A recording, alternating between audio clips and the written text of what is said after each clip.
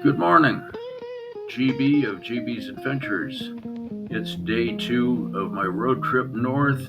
I'm leaving Eureka on a drizzly, wet morning and going to take a detour on 255. Hop on in and enjoy the ride.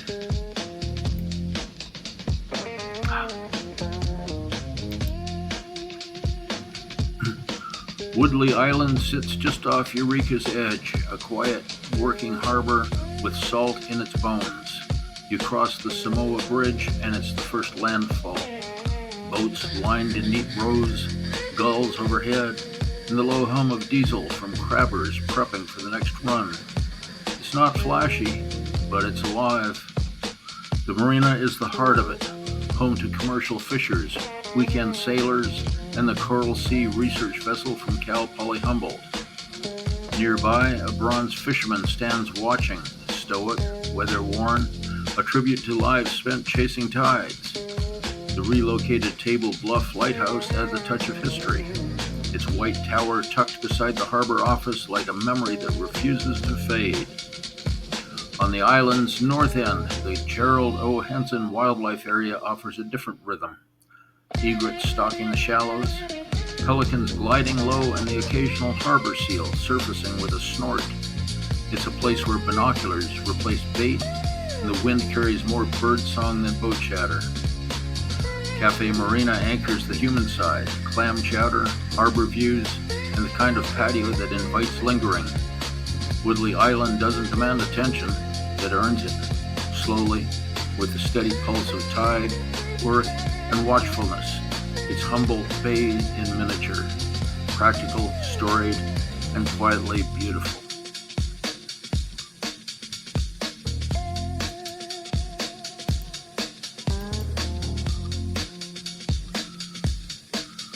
September 14, 2025. I left Eureka, headed towards Brookings, but I decided to take a little bit of a side trip on Highway 255.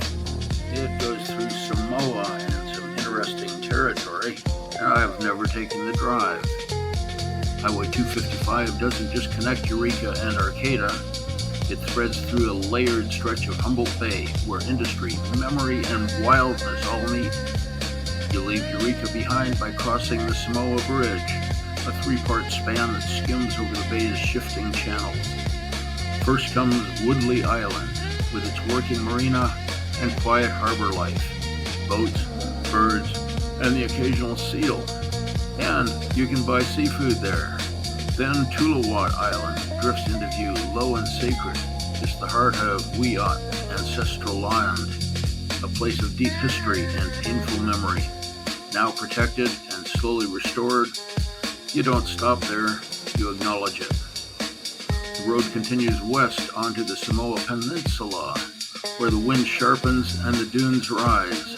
Samoa itself feels like a ghost town with a pulse. The old cookhouse still serves hearty meals, and the Maritime Museum next door hums with shipwreck stories and foghorn echoes. Out at the edge, the Samoa Dunes Recreation Area opens to the Pacific, off-roaders, beachcombers, and the kind of surf that doesn't care who's watching. Looping north, Highway 255 curves back towards Arcata, a town that's equal parts redwood and rebellion. The plaza is ringed with co-ops and cafes. Students drift between classes and tide charts, and the marshlands hum with bird song and brackish life. Arcata doesn't perform, it persists, and the whole loop from Eureka to Arcata via Samoa feels like a tour through Humboldt's layered soul, working, remembering, wandering, and rooting down.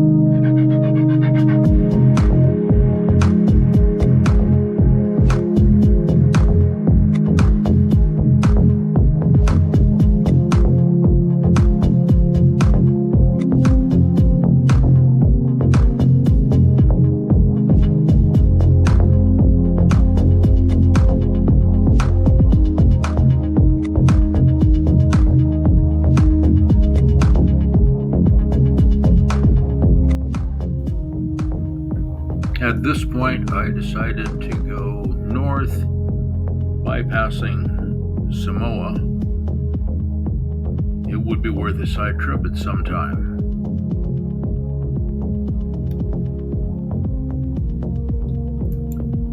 Samoa drifts into view like a half-forgotten chapter, weathered, windswept, and still holding tight to its timber town bones.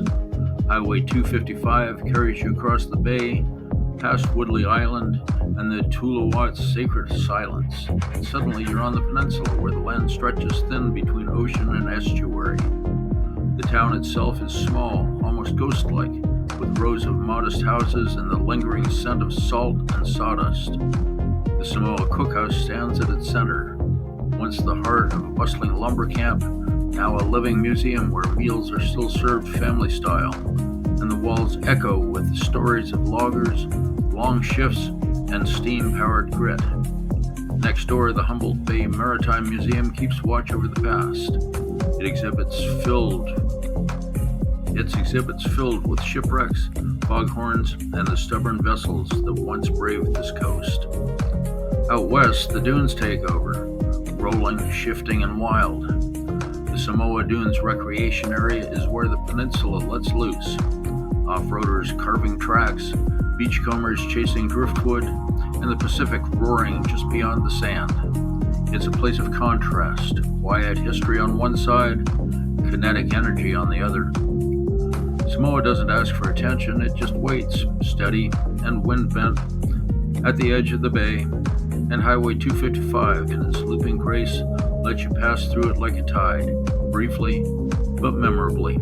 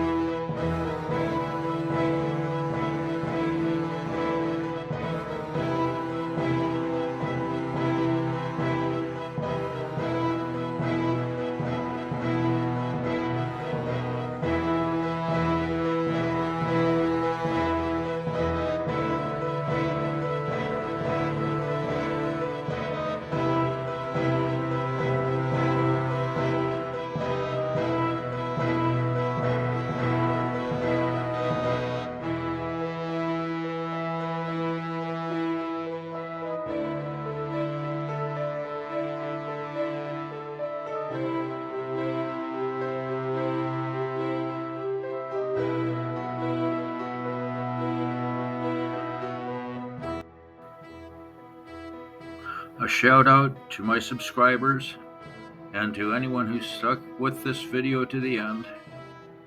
If you have not subscribed and choose to do so, just click on my picture. I would sure appreciate it, and it costs you nothing. Enjoy your day.